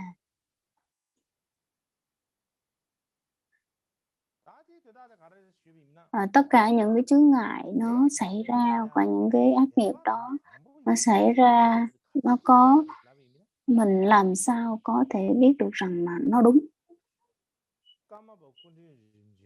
Thì ví dụ đối với cái dòng các đời của ngài Kamapa, đối với Đức Phật cũng có xảy ra những cái chướng ngại nhất định, chẳng hạn như cái thân của Đức Phật, cái thân của Đức Phật nó cũng là một cái điều rất là đau khổ, là cái thân, là cái thân khổ đế. Cho nên đối với Đại Thừa thì không quan điểm như vậy, nhưng mà đối với cái tư tưởng thấp hơn thì người ta quan điểm rằng là cái thân của Đức Phật đó chính là cái thân khổ đế, cho nên rằng là chắc chắn là Đức Phật sẽ, cái thân đó sẽ chịu đựng cái quả báo của đau khổ, như bệnh tật, hoặc là cái chân cũng bị gai đâm, hoặc là bị bệnh, hoặc là người anh em Đề Bà Đạt Đa gây ra những cái tổn hại đối với ngài, hoặc là đối với các cái dòng truyền thừa của ngài Kamapa, ngài đã trải qua rất rất là nhiều cái đau khổ và đau đớn khó khăn. Những cái điều mà ngài trải qua mình không thể nào tưởng tượng được đối với những người bình thường đâu. Thôi bây giờ mình không nói tới cái đời của Kamapa này, nó xa vời. Bây giờ nói đối với bản thân tôi thì đối với cái cuộc đời của tôi và những cái khó khăn mà tôi phải đối diện thì tôi nghĩ rằng là không một người bình thường nào ở đây có thể trải qua đâu. Nhưng mà ở đây mình không có nói nhiều, nó liên quan tới rất là nhiều cái sự việc, nó những cái khó khăn, cái áp lực và trở ngại này nó liên quan tới chính trị, rồi môi trường sống, rồi tôn giáo, rồi giáo phái này kia, nó vân vân, rất rất là nhiều. Cho nên là đối với một người bình thường họ không thể nào tưởng tượng ra được là cái điều rất là cũng có thể, và khi mới mình nói thì người khác sẽ không tin mà. Nhưng mà đối với những cái khó khăn như vậy, thì mặc dù có đi chăng nữa thì các ngài vẫn đối diện và vẫn phải bước đi, và vẫn phải hy sinh đi những cái gì của bản thân mình để mà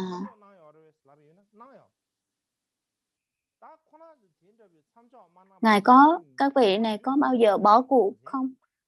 Không bao giờ bỏ cuộc mà vẫn phải tiếp tục bước tiếp. Vì cái lý do gì? Vì rằng là cái nội lực, cái trong tâm của các vị này nó rất rất là đặc biệt, và nó hơn hẳn cái sự chịu đựng của những người khác. Mặt khác thì các ngài không bao giờ nghĩ tới cái việc rằng là ôi đây cuộc đời này sao quá bất công với tôi, hoặc là tại sao nghiệp báo nó lại nghi ngờ về nhân quả nghiệp báo, tại sao nhân quả không không có không có công bằng đối với mình. Các ngài không bao giờ nghĩ như vậy. Mà cũng vậy, họ khi mà cái khó khăn, cái đau khổ, những cái quả báo mình nhận bây giờ, nếu như mà mình nghĩ rằng là đó là những cái nghiệp quả từ kiếp trước tạo mình đã tạo ra từ vô thủy, thì thì chắc chắn mình sẽ tiếp tục bước tiếp được. Cho nên chính vì các ngài đã nghĩ như vậy, tư duy như vậy, mà mới có cái năng lực, cái lực nội tâm để mà bước tiếp. Qua đó chứng minh được rằng là đây là cái việc mà mình đã tin sâu sắc và tin chắc vào nhân quả nghiệp báo, thì ta sẽ, khi mà các ngài có được những cái năng lực của cái nội tâm như vậy, thì dù xảy ra bất kỳ những cái việc xấu tới cỡ nào, những cái sự việc xấu tới cỡ nào, hoặc là những cái khó khăn đau khổ tới cỡ nào, thì các ngài không bao giờ nghĩ ôi tôi không có chịu đựng nổi đâu, hoặc là thôi bây giờ mình phải bỏ cuộc, hoặc là phải thay đổi như thế này như thế kia, hoặc là mất cái niềm tin đối với Tam Bảo, là không bao giờ không có xảy ra. Cho nên rằng là chúng ta cần phải suy nghĩ rằng là đó là cái việc, cái sự khác nhau giữa chúng ta và các cái đời của ngài Kamava. Bởi vì rằng mình không có cái tư tưởng giống như các ngài, cho nên là mình sẽ mình sẽ không vượt qua được, bởi vì mình không có tư tưởng giống như họ. Cho nên là dù mình không có cái tư tưởng giống như họ, thì nếu như mà những cái khó khăn nó tới với mình sẽ không bao giờ đối diện được như vậy. Cho nên cái điều khác nhau đó chính là cái sự đối diện, đối với nghịch cảnh, chịu đựng cái đau khổ, và cái tư tưởng của mình khi nào mình đối diện với nó đều rất là quan trọng. Cho nên là các ngài đã có cái năng lực mạnh hơn mình, là vì lý do là khi mà đối diện khó khăn thì các ngài không bao giờ đổ lỗi vào những người khác, hoặc là đổ thừa cho người khác, hoặc là nói là ôi tại vì người ta làm hại đối với mình, hoặc là trả thù như kia, thì không có. Lúc nào các ngài cũng đáp lại với người khác bằng những cái tâm từ bi, những cái điều tốt, và luôn thương yêu họ, tội nghiệp cho họ. Tại sao họ không có biết được đây là những cái điều ác, cái điều mà bây giờ mình tạo nghiệp ác, thì kiếp sau đó mình sẽ bị nhận những cái quả báo xấu ác. Họ không có biết được những cái điều như vậy, nên rất là đáng thương đối với họ.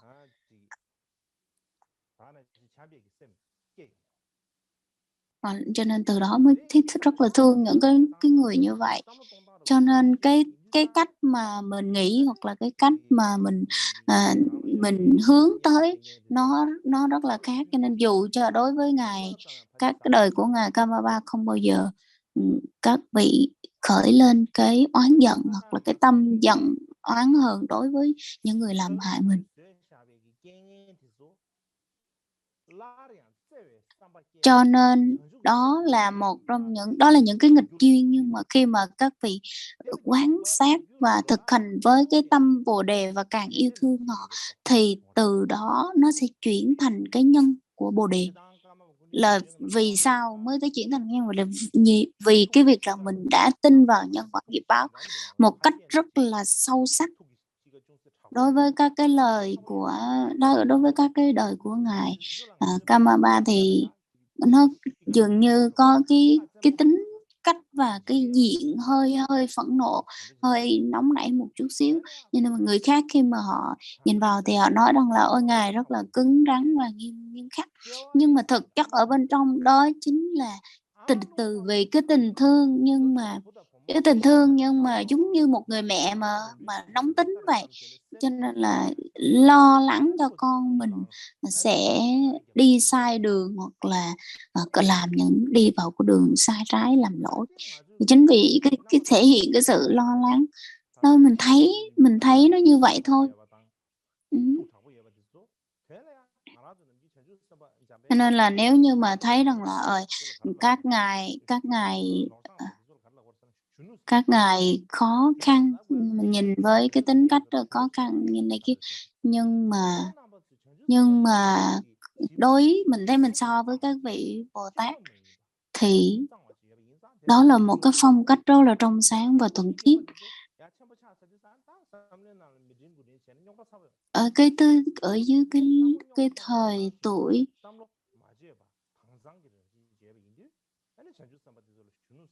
đó là cái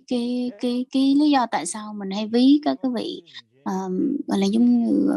thanh xuân, các vị Bồ Tát ở cái tuổi thanh xuân khỏe khỏe mạnh là vì sao? Vì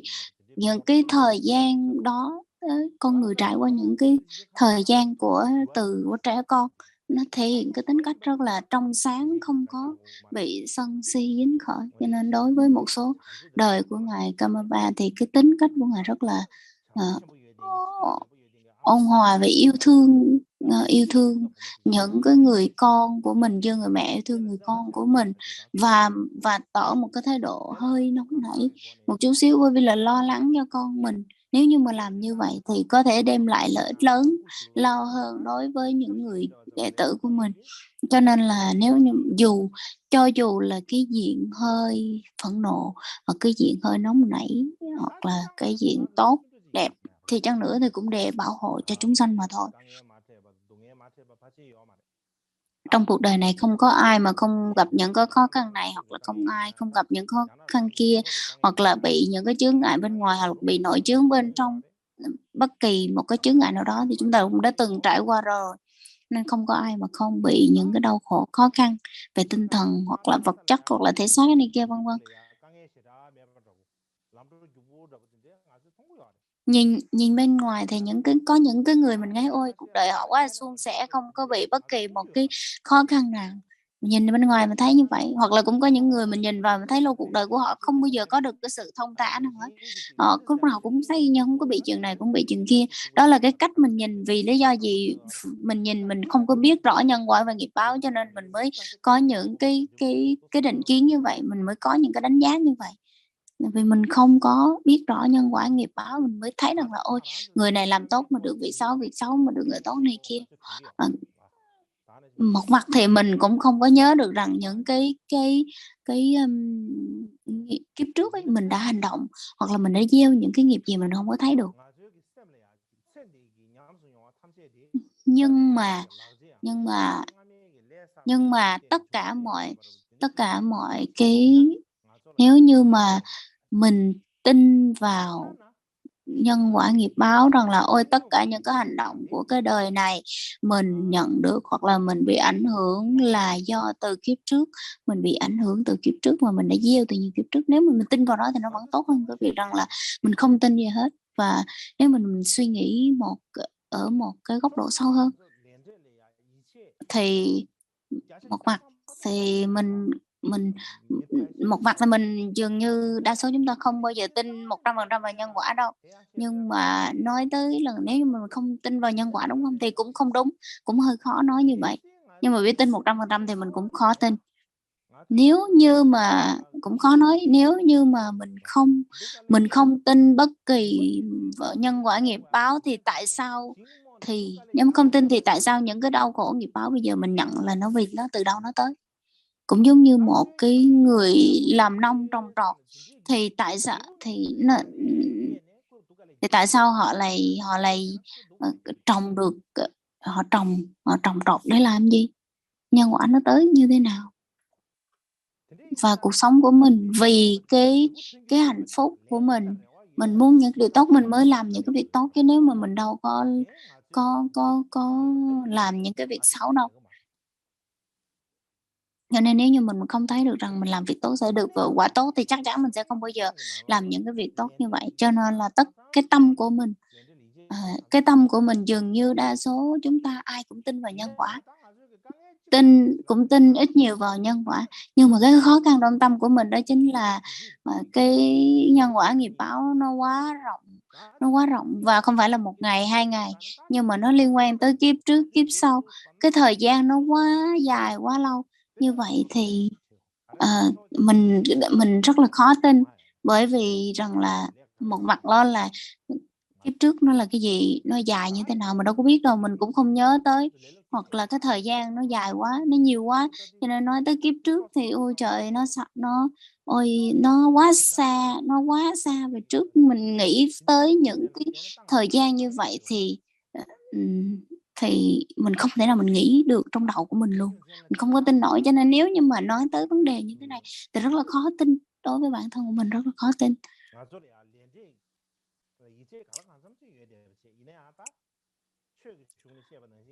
Trong cuộc đời của mình thì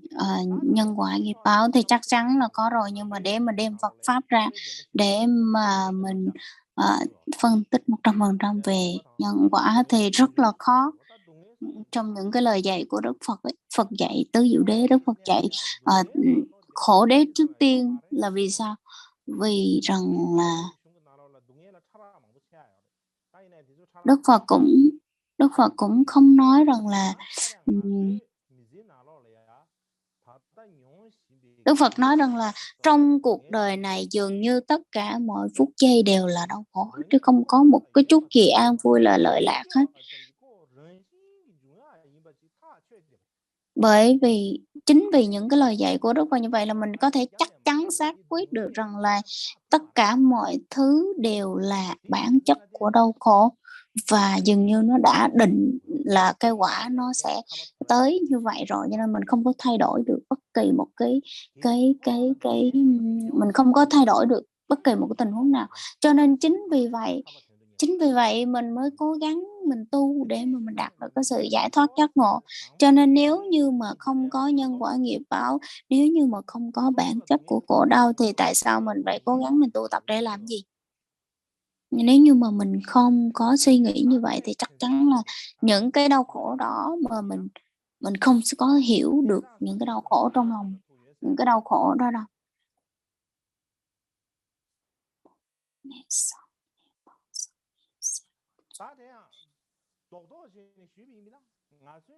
Nói tóm lại thì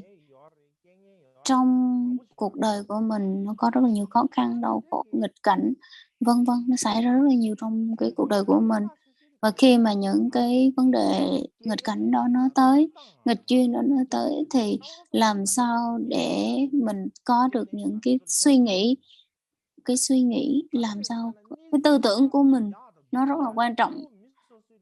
Bởi vì rằng là nó là nghịch cảnh hoặc là nó là thuận duyên hay là nghịch duyên thì đều vào cái tư tưởng của mình hết, dựa vào cái tư tưởng của mình mà sinh ra hết. Ví dụ như phía trước mặt mình có cái bàn, và trước cái bàn để cái bình, và trong cái bình hoặc trong cái ly, trên đó trong cái ly đó mình chế một nửa ly trà. Nếu như mà đối với một người vui vẻ thì họ nghĩ là ôi ôi chắc chắn là sẽ còn chắc chắn là chỉ có nửa ly trà này rất là vui vẻ. Còn nếu như một người mà ham uống trà hoặc là tham đắm thì họ sẽ nghĩ rằng là ôi tại sao có chỉ có nửa cốc trà thôi chứ không phải là đầy cốc trà. Cho nên là cùng một cái hoàn cảnh nhưng mà cái cách mình suy nghĩ khác nhau, là cái nghịch cảnh nó tới, những cái trở ngại nó tới, nếu mình bi quan quá, mình nghĩ rằng là ôi tại sao cái khổ đau này nó tới mình, như cái bệnh mà Covid bây giờ, Covid-19, tại sao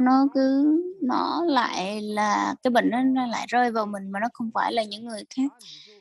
Thì còn nếu mà mình biết suy nghĩ tích cực thì mình cứ nghĩ rằng ôi không phải nó quả báo của đối với một mình mà chắc có lẽ là kiếp trước đây là cái quả báo của từ nhiều kiếp về trước, và đây là cái cơ hội để mà mình có thể nghĩ tới cái cuộc sống này, và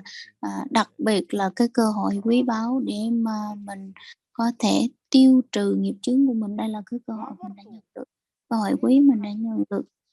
Đặc biệt cũng có một vài cái nghịch cảnh nói rằng là sau cuộc đời của mình có vẻ khó khăn và đau khổ quá.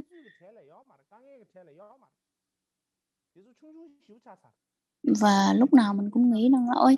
nếu như mình nghĩ rằng là những cái đau khổ này tuy là nó bự nhưng mà đối với mình thì nó rất là nhỏ, mình nhìn nó một cách rất là không quan trọng, nhỏ nhặt thì chắc chắn là mình sẽ vượt qua nó một cách rất là dễ dàng. Cho nên là bất kỳ một cái nghịch duyên nào nó xảy ra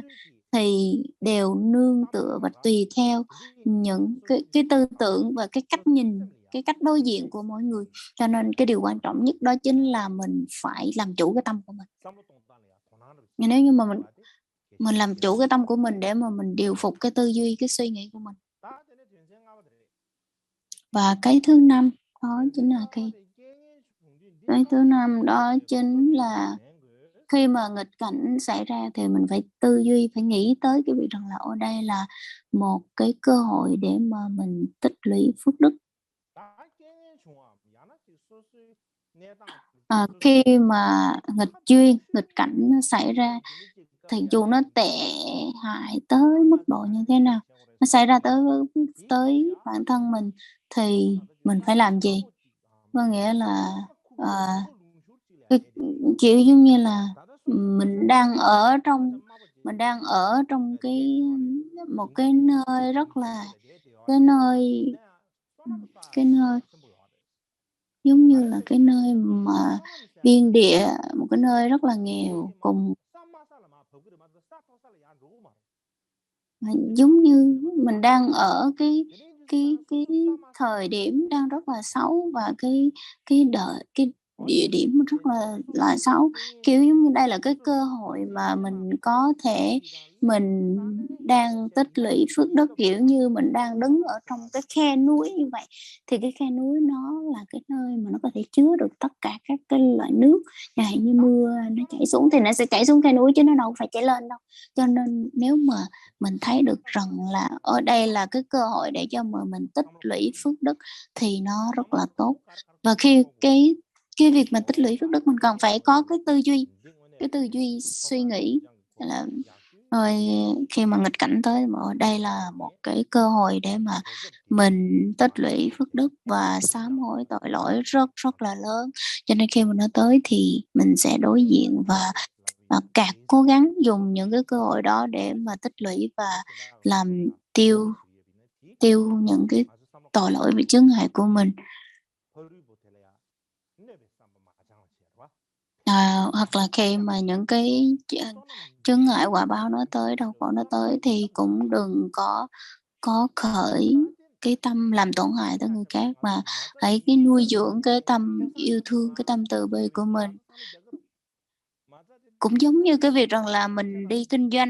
kinh doanh buôn bán mà mình bỏ ra một cái số vốn rất là ít mà mình thu về cái lợi nhuận rất là cao, thì dường như tất cả mọi người ai cũng cố gắng và sẽ cố gắng làm những cái việc như vậy, thì cái việc mình đang tích lũy phước đức nó cũng y chang như vậy. Cho nên rằng là đối với cái việc mình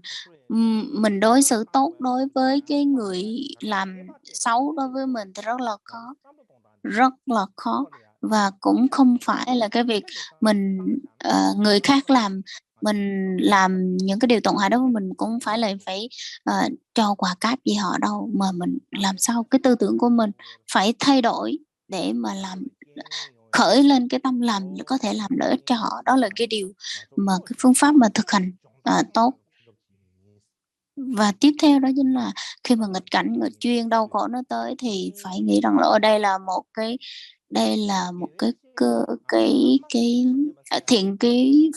cái vị thiện tri thức tốt nhất đối với mình. Cái vị kỳ sư Ca Tam Bà thường hay dạy chúng ta như vậy. Khi mà mình gặp những cái nghịch duyên, nghịch cảnh như thế này thì phải cần dùng những cái tâm bồ đề, phát những cái tâm tốt, và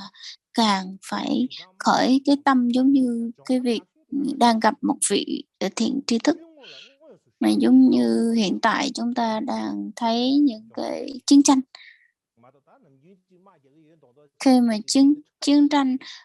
tranh thì cái thực chiến, cái điều mà người ta thực hành,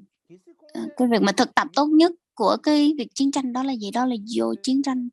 đích thực. Thì từ cái việc mà mình đã thực hành rất là nhiều lần trước khi chiến tranh đó, nó không có cảm giác, nó không có như khi mà mình đi vô vào thực chiến đâu. Cho nên mình đi mình tu hành cũng vậy, không phải lúc nào mình cũng khởi lên cái tâm ôi Om Mani Padme Hum hay mình nghĩ cái này, cái điều tu tập trì chú này kia không có đúng đâu. Cái điều cốt lõi đó chính là mình phải tin tưởng vào Tam Bảo, tin tưởng vào thành những cái lời của các vị đạo sư, tin tưởng vào nhân quả nghiệp báo,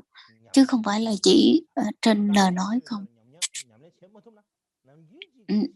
Tóm lại đó chính là mình phải tu ngay cái lúc mà những cái đau khổ nó tới. Nếu như mình không tu ngay cái lúc mà mình đau khổ tới thì chắc chắn rằng là mình không có những cái gì, mình không có làm được cái việc gì. Ví dụ như khi mà chúng ta ai cũng sẽ tới cái thời kỳ, tới cái lúc mà mình phải tắt thở để em chết, và cũng tới cái thời điểm rằng là chắc chắn rằng là mình sẽ không làm bất kỳ một cái điều gì hết ngoài cái việc mình chỉ cầu mong và nương tựa vào Tam Bảo và tới thầy tổ thôi, để khởi cái tâm quy y và hy vọng vào thầy tổ Tam Bảo có thể giúp đỡ được mình thôi. Còn mọi việc khác mình đều mình không có làm được. Cho nên để mà có được những cái niềm tin cực kỳ mãnh liệt và không bị lay chuyển bởi bất kỳ một cái nhân duyên gì hết trong cái thời đó, trong cái lúc mà mình lâm chung thì chắc chắn bây giờ mình phải thực hành và khởi cái niềm tin kiên định vào Tam Bảo, thì lúc đó mình mới có thể đối diện được. Chứ nếu như mà mình không có đối diện và không có chịu đựng từ ngay bây giờ thì tới cái lúc mà mình những cái hoàn cảnh đau khổ nó tới, và cái lúc mà cận tử nghiệp tới, cái lúc mà chết tới, thì chắc chắn mình không thể nào mình suy nghĩ được luôn. Mình không thể nào mình suy nghĩ được hoặc là đối diện được tới cái lúc đó đâu. Cho nên chính vì vậy mà những cái nghịch cảnh, những cái nghịch duyên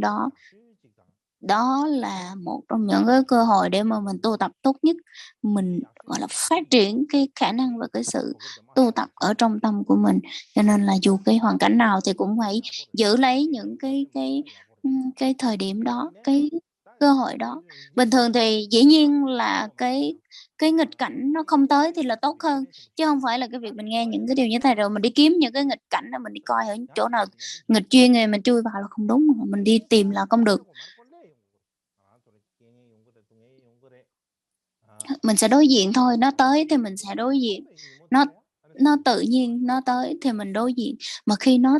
tới một cách tự nhiên thì mình hãy nắm lấy những cái cơ hội đó để mình tu tập. Chứ còn trong cuộc đời không xảy ra những cái nghịch cảnh thì lúc nào cũng sẽ tốt hơn. Cho nên là khi mà mình không bị cái đau khổ thì vẫn tốt hơn. Nhưng mà khi cái đau khổ tới thì mình phải nắm lấy cái cơ hội đó để mình tu và phát triển cái nội tâm của mình mạnh hơn. chứ không phải là chứ không phải là buồn bã hoặc là bỏ đi những cái cơ hội quý như vậy.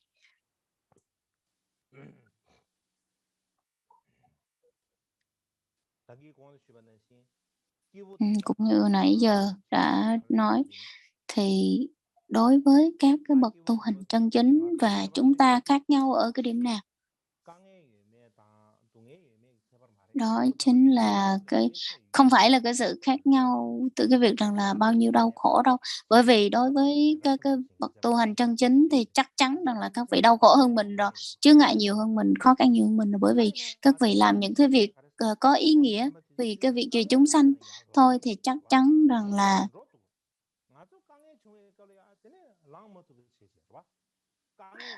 đó chính là cái điều khác nhau. Đó chính là khi các ngài gặp những khó khăn thì các ngài có thể tự đứng dậy bằng đôi chân của mình và đứng dậy để mà đối diện với nó, chứ không phải là như mình gặp khó khăn, mình đau khổ thì mình sẽ nằm chìm luôn trong khó khăn và đau khổ đó. Cho nên đối với các cái bậc tu hành chân chính, các cái bậc thầy thì mình khác xa là vì lý do đó. Cho nên bây giờ mình cần phải học để mình có thể tự đứng lên. Có một vài điều muốn thông báo.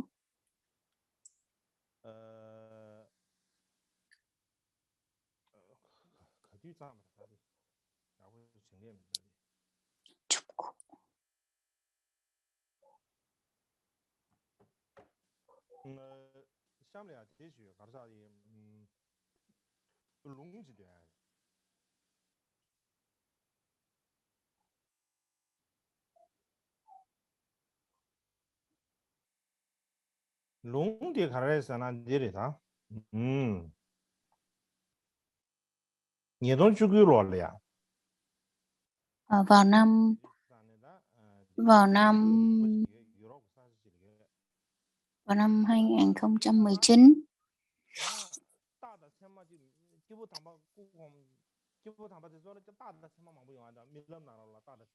Ờ,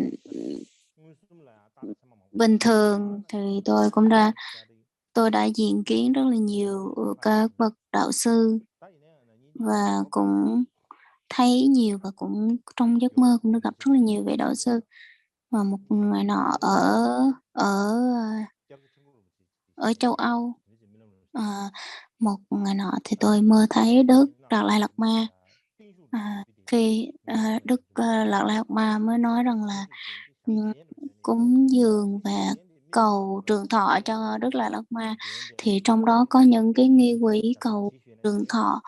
Thì tôi không nhớ rõ là cái nghi quỹ gì, nhưng mà khi mà tôi giật mình dậy đó, thức dậy đó, thì cái nghi quỹ của trường thọ, nghi quỹ cúng trường thọ đó, tôi cũng có thể nhớ được một chút ít. Nhưng mà đó là cái điều tôi cảm thấy như là rất là kỳ diệu ở trong cái cuộc đời của mình, và tôi đã viết nó xuống và tôi đã gửi lên Đức Lạt Lạt Ma. Và ở đây mình không có nói nhiều, nhưng mà ý nói rằng là đó là cái Đức Lạt Lạt Ma là một trong những người mà xiển dương giáo lý, và là một vị bậc thầy rất là có công ơn to lớn đối với chúng ta. Đa số những cái vị những cái vị mà tôn túc đi trước họ đã thề tịch hết rồi, cũng như vị Kuga Rinpoche hoặc là Tenga Rinpoche, những vị tịch trẻ, và rất là nhiều cái vị đạo sư của mình đã ra đi rồi, cũng như ngài Thupten Rinpoche, hoặc là đang rất là bệnh. Bên cạnh đó là Trung Quốc Rinpoche cũng cũng nhưng mà nên là vị nào có thể mà ra thuyết pháp độ sanh là mình cái điều rất là mình hoan hỷ. Nhưng mà đối với đối với đối với cái việc là đối với cái việc mình gặp những cái bậc đạo sư của mình thì dường như không bao giờ đủ, và cũng lúc nào cũng thấy rằng là các vị lúc nào đem tới lợi ích cho chúng sanh, và luôn cầu nguyện rằng là các vị hãy cứ sống trường thọ, luôn luôn được trường thọ để mà đem lại lợi ích cho chúng sanh, và luôn trì giữ giáo lý của Phật. Lúc nào tôi cũng cầu nguyện như vậy, và cũng cũng những cái lời cầu nguyện theo cái dòng truyền thừa Khâm Sân, hoặc là tất cả những cái bậc đạo sư, lúc nào tôi cũng cầu nguyện như vậy, bởi vì đó là những cái trách nhiệm của mình, cũng giống như là cái việc mình thấy được rằng đó là lợi ích ở trước mắt, lợi ích cho mỗi chúng ta. Bởi vì nếu như mà các ngài còn đó thì chúng ta sẽ được an vui. Nếu như mà không còn các ngài nữa thì chúng ta sẽ bị đau khổ này kia. Hôm nay tôi nghĩ rằng là hôm nay tôi muốn đọc cái bài cúng trường thọ cho Đức Đạt Lạc Ma. Tôi đã sửa soạn chuẩn bị để có thể đưa cho các vị thấy, nhưng mà hôm nay không có làm được.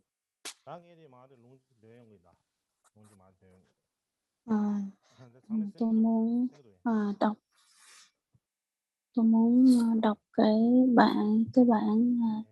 nghi thức trường thọ của ngài.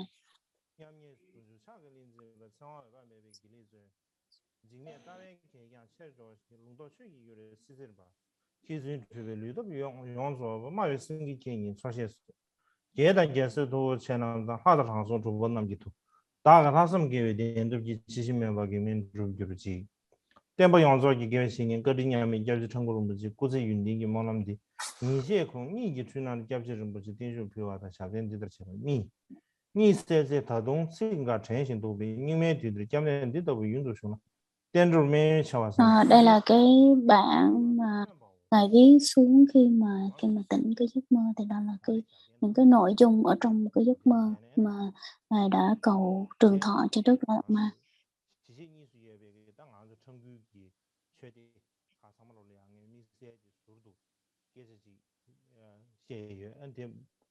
Và đây là cái câu chuyện mà tôi đã trình bày với những cái tu viện, các cái tu viện trước đó rồi, và chúng ta kết thúc tại đây. Chúng ta hồi hướng.